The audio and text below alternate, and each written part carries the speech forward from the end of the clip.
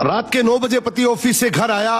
पत्नी ने आते ही उससे लड़ना शुरू कर दिया क्योंकि वो उसे पसंद नहीं करती थी। पति बोला मुझे खाना तो दे दो, बहुत भूख लगी है। पत्नी बोली खुद जाकर खा लो, मुझे तो नींद आ रही है। पति चुपचाप सुनता रहा और पत्नी पूरी रात उससे झगड़ती रही। जब सुबह हुई तो पति बोला मुझे नाश्ता तो दे दो।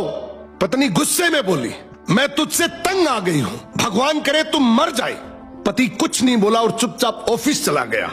दोपहर में पत्नी अपने बच्चों को स्कूल से लेकर घर वापस आ ही रही थी कि उसने देखा उसके घर के सामने भीड़ लगी हुई है।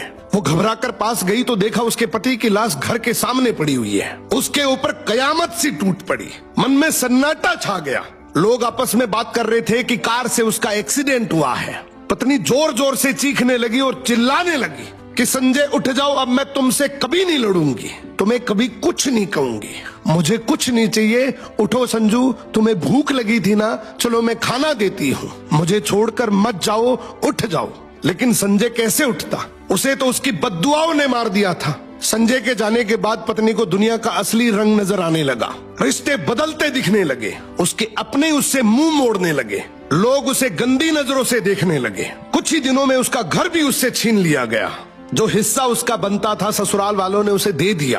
पति के मरने के बाद पत्नी को एहसास हुआ पति जैसा भी हो, चाहे पसंद का हो या नापसंद का, लेकिन वो औरत के सर का ताज होता है। अगर इस बात से सहमत हो तो कमेंट में यस टाइप करना।